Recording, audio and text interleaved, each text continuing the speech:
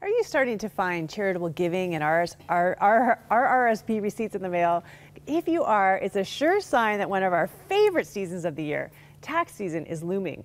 We're here to help you through it. Joining me today is Tim Sesnick, chartered accountant, tax expert, and Globe and Mail columnist. Thank you so much for coming back. I'm glad to be here again. We love having you here, even during this very stressful time for a lot of people. Stressful for some, yeah. You know, sometimes people really get overwhelmed at this time of year. I actually found a picture that I think kind of explains how people are feeling right now. You know, let's take a look at that picture.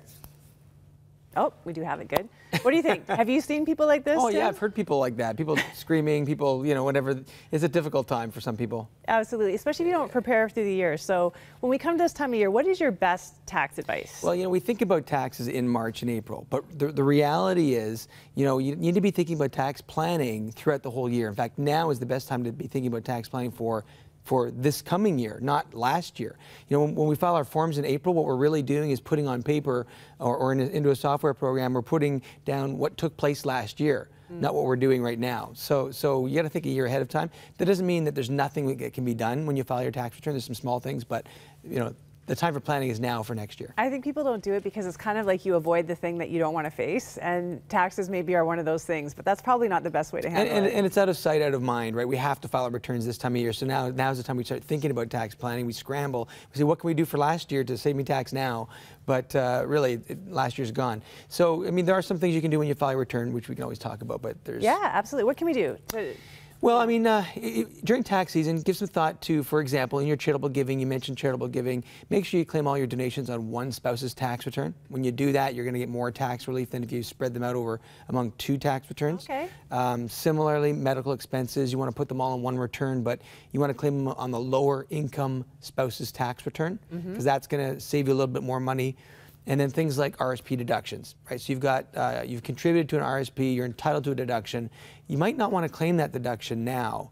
You actually might want to save it till next year, or maybe even the year after that, if you expect your income to be much higher next year or the year after that. So really, you have to be strategic, and that kind of involves sometimes talking to a financial planner or someone like you who's a really great expert who can help you. I've always said that you need to have one person in the family, hopefully, that takes some kind of interest in this stuff so that they can actually learn a thing or two. Not that you have to do a lot of things to save tax, but you take one little thing, you do it, take one thing every year, one new thing every year, and you do it, and you can save a lot of tax over the course of time. Is there something, you know, that's coming out in this tax season that people need to be aware of that we don't know about, maybe, or, you know, haven't realized that's been rolled out that we can take advantage of? Well, you know, the fact is, over the last 5 or 6 years or so, our government has really done not a whole lot to actually help Canadians save more tax dollars. That is starting to change now. So for 2015, we will have some opportunities. Income splitting is going to be an opportunity. That's the idea of shifting income from one spouse's tax return or one family member's return to the return of another family member, which can save you tax. And that's one of the pillars of tax planning, actually, is splitting income, or what we call dividing income. Some of the other pillars of tax planning would include deducting. All right, so deducting is claiming deductions and credits for all kinds of things, everything from childcare expenses to RSP deductions you might be claiming to employment expenses.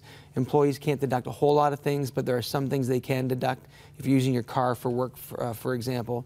And then there's the best of all tax shelters possible, and that is self-employment.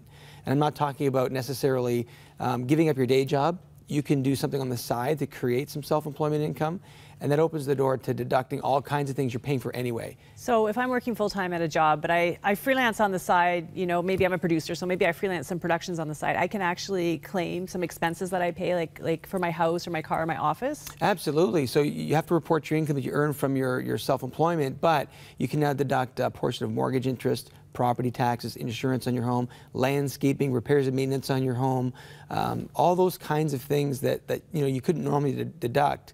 Now you can, and things like his car expenses as well. So self-employment is something that I think most people should be doing to some extent or another. Really? And is there a certain amount you have to hit before you can start doing that in self-employment? Like if you make $100 over the course of a year, can you claim that? Well, you know, the government, no, it's actually, there's no limit in terms of how much you have to report and how much you have to earn, for example.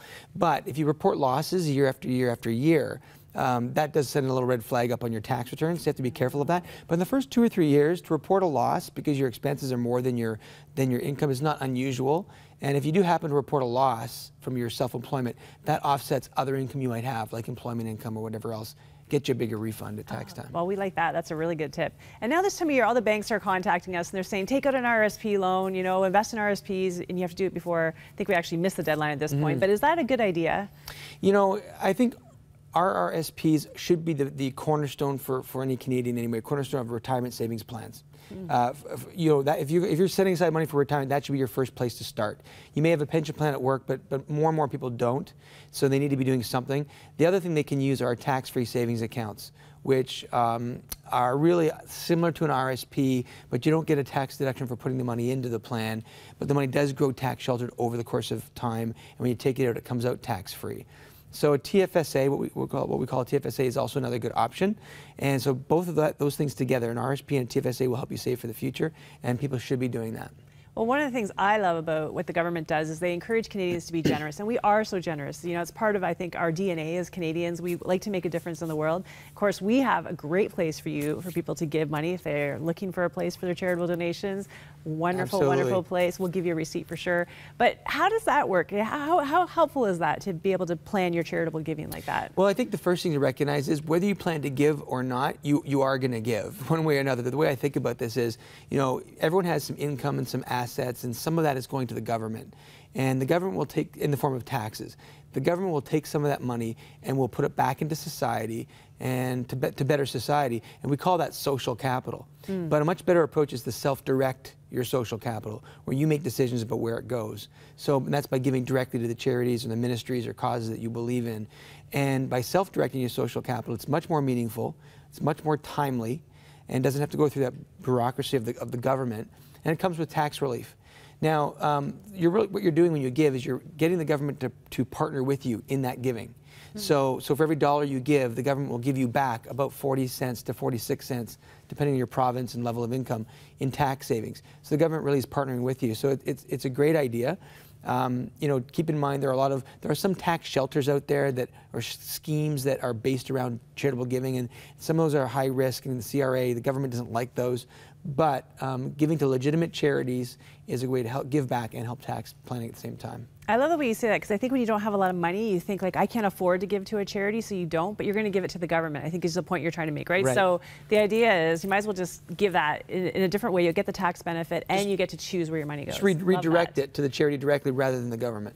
And I think, you know, when you talk about tax planning and charitable giving, it's hard to think about in different seasons of your life. Like when you're 20, you're not thinking about retirement. You don't want to give money toward that, you know, and you're probably not even really, like I remember being that age, I didn't really think about where my taxes go. No. So when you're 20, what are the most important, or when you're younger, I'm going to say 20, 30, what is the most important thing you need to do with your money? Well, the most amazing thing is when you're younger, what you have on your side is time.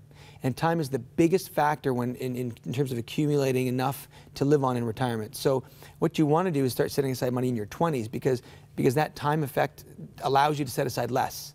Whereas if you wait till you're 30 or 40, you now have got to set aside a much higher percentage of your income just to get to where you need to go. Yeah. And the other thing too to keep in mind is that a lot of people aren't retiring at 65 anymore. Yeah, people are living so much longer. I mean, how do you plan for that? If you retire at 65 and you live to 100. You have a problem, well, potentially a problem. So what is happening is not just out of necessity, but people just are living longer, they're staying active longer. Retirement doesn't start at 65 anymore. You know, what is retirement? What does it look like anyway? A lot of people will continue to work throughout their retirement years. That provides some income, but also provides activity and just keeps them active. So there are lots of good reasons for continuing to work beyond 65. And what if you haven't been listening to all this great advice and you haven't really been sheltering your money or putting it in a TFSA or an RSP, and now maybe you're mid-50s and you're thinking, oh my gosh, you know, 10, 15 years I have to retire. Is there something you can do, or is it pretty much done at that point? No, you may have to set aside more today than you would have if you had started in your 20s or 30s. Yeah. And you may have to be a little bit more, in terms of your investments, more careful about what you're investing in. What I mean by that is you need investments that are probably going to grow a little faster than investments that are a little bit more conservative. So you might have to take on a bit more risk in your portfolio to get you where you need to get to if you're starting later. That's all part of the planning process. So you need to go through a planning process to figure out how much do I have now, what do I need at a certain age, and what do I need to start setting aside to get me there. That's awesome. Well, thank you so much. You have been such an amazing help through this very difficult time of tax season, and we face it every year, so we might as well just prepare and do the best we can with it. Glad to help, Cheryl. Yeah, I appreciate it.